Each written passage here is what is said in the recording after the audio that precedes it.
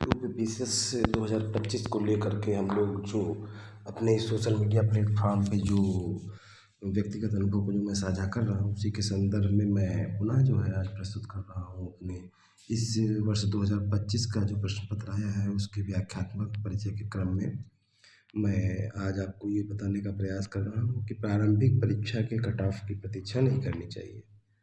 क्योंकि जो अगर आपकी तैयारी सही है और आप कट ऑफ की प्रतीक्षा करेंगे, रिजल्ट की परीक्षा करेंगे, तो परिणाम आपका आगे का निगेटिव हो जाएगा। क्योंकि मुख्य परीक्षा देखिए, कई फ़ोन और कई मैसेज भी आ रहे हैं कि क्या मुख्य परीक्षा का जो पाठ्यक्रम है उसको पूरा तैयार करना है। तो इस चीज़ को भी ध्यान रखना है कि पाठ्यक्रम को देखिए, सिलेक्शन उसी का नहीं होता है जो पूरा तैयार करता है। पूरा तैयार आप पूरा कर नहीं पाएंगे कभी और आप इससे बाहर हो जाएंगे।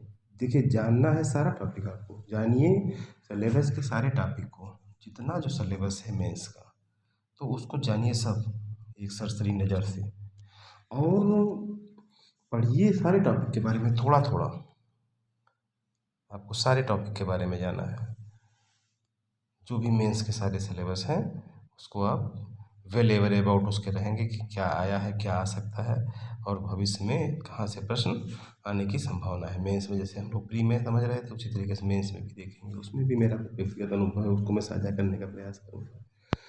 पढ़िए सारे टॉपिक के बारे में, जानिए थोड़ा थोड़ा, लेकिन तैयार आपको एक स्ट्रेटजिकल रूप में कितना करना है, लगभग 70% मेंस का, लगभग 70% आपको 60 से 70% आपको पूरा रेडी करके रखना है। नियर अबाउट अभी हम लोग देखने का प्रयास करेंगे इसमें कि 60% कहाँ से कितना पढ़ें, कैसे पढ़ें। क्यों ऐसा करना है? क्योंकि आपको जर्नलिस्ट बनना है। इस दो चीज़ें होती हैं जब आप देखेंगे, एक सामान्यज्ञ जर्नलिस्ट, सामान्यज्ञ, और दूसरा है स्पेशलिस्ट, किसी विषय विशेष के बारे में पूरा आप जान जाएं। तो इस परीक्षा की जो नीड है वो किसी भी टॉपिक के बारे में, पाठ्यक्रम का कोई भी टॉपिक है उसके बारे में आपको स्पेशलिस्ट नहीं बनना है। अगर अर्थक्वेक के बारे में है तो उसको डिटेल में नहीं जाना है, तो वो डिटेल में तो ज्योग्राफी का स्टूडेंट जाएगा ही।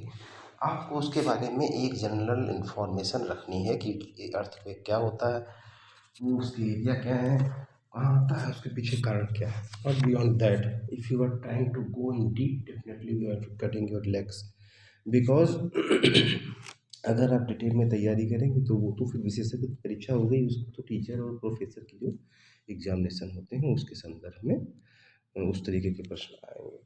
और तो देखिए, अब आज का समय है, अभी इसमें हम लोग एक दो प्रश्न चर्चा कर लेते हैं, फिर आगे बढ़ते हैं कि किस तरीके से प्रश्न जो प्रारंभिक परीक्षा में आए हैं, और मैं इसमें मुख्य परीक्षा का भी प्रश्न पत्र लेकर आया हूँ। देखिए, समसामयिक प्रश्न आने की प्रवृत्ति इस तरीके की रही है शुरू से उत्तर प्रदेश लोक सेवा आयोग की, कि 2025 मई का, अक्टूबर में परीक्षा हुई है, मई जून तक के प्रश्न समसामयिक के आए हैं। पुष्कर मेला, पुष्कर कुंभ मेला का आयोजन निम्नलिखित में से किन किन राज्यों में किया गया, दे दिया। इसी तरीके से अगर कई राज्यों में इलेक्शन हुए हैं, निर्वाचन हुए हैं, तो वो दे देता है, उसकी क्रोनोलॉजी दे दी जाती है।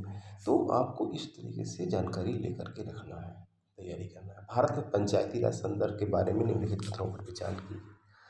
पंचायती राज संस्थाओं का जो कार्यकाल होता है 5 साल होता है, ठीक है। 1/4 भाग अनुसूचित जाति और अनुसूचित जनजाति की महिलाओं के लिए आरक्षित है। ये देखिए ज्योग्राफी की, कौन सी ठंडी महासागरीय जलधारा नहीं है, ठीक है।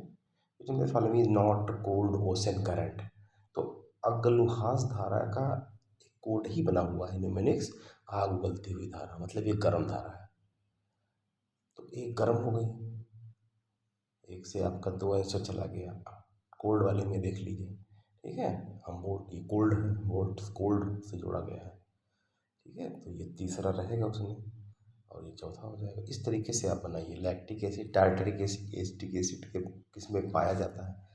अभी कभी कभी पूछा जाता है दही में कौन सा अम्ल पाया जाता है, कि छोटी परीक्षा, देखिए एक चीज़ और जान लीजिए, जब आप बड़ी परीक्षा की तैयारी करेंगे तो छोटी प्रतियोगी परीक्षाएं हैं उसमें आपके लिए प्रश्न स्वतः सरल हो जाए।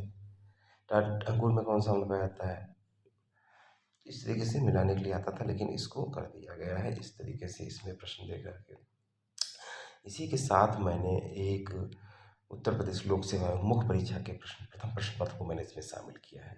इसमें 2 तरीके के प्रश्न आते हैं, पहला 8 नंबर का रहता है, दूसरा 12 नंबर का रहता है। आपको पूरे करने हैं। अगर आपने किसी एक रणनीति क्या है कि अगर 20 में से कोई प्रश्न छूट गया, तो उतना अंक तो आपका पहले चला गया। Are you getting? तो मान लीजिए आपने सुनाने की विशेषताओं, कारणों और प्रभावों का उदाहरण सहित विवेचना करी है। अगर आपने इसको छोड़ दिया, भाई तुम्हें नहीं पढ़ा, तो यह पूरा बाहर हो गए। 12 में 12 आपका नंबर चला गया एग्जैक्ट। अब अगर आपने कुछ पढ़ रखा है तो आप कुछ लिख देंगे। हो सकता है जो कि मेंस का एग्जाम है तो 2 नंबर, 3 नंबर, 4 नंबर, कुछ भी आपको एग्जाम है आपके लिखने के क्वालिटी के आधार पे दे सकता है। तो कुछ प्रश्न इसमें सीधे आते हैं। नेपोलियन क्रांतिकारी, आप जो कि इसमें वर्ल्ड हिस्ट्री भी है मुख्य परीक्षा में। अभी मैं इसके बाद पाठ्यक्रम को भी इसमें शामिल करके दिखाऊंगा। आज तो उद्देश्य मेरा केवल यही था कि पुराने प्रश्न पत्रों को लेकर के आके इसमें आपको दिखाने का प्रयास करूंगा कि इस तरीके के प्रश्न मुख्य परीक्षा में आए। तो ये इसको पॉज करके पूरा वीडियो देखा जा सकता है, समझा जा सकता है। और किसी भी तरीके के कट ऑफ की वेट मत करें। कठिन प्रश्नों के चक्कर में कभी नहीं पड़ना चाहिए। सरल प्रश्न आपके गलत ना हो, यही शायद आपकी मुख्य परीक्षा की भी रणनीति है। अभी इसको अगर हम लोग देखने का प्रयास करेंगे कि किस तरीके से जो है मुख्य परीक्षा के पाठ्यक्रम को हम लोग तैयार करके अपने इसकी तैयारी को सुधार के पाठ्यक्रम को भी देखेंगे और अन्य चीज़ों को भी देखेंगे। तो इसको यहीं पर हम विराम करते हैं। 2-4 दिनों में जो है लोक सेवा आयोग की आंसर किया जाएगी, उसको भी देख करके उसमें जो आपत्तियाँ हों उसको अवश्य दाखिल करें। आपका प्रतिनिधित्व होना बहुत ज़रूरी है। ठीक है मित्रों, अब इसको यहाँ पर मैं कर देता हूँ विराम। नमस्कार।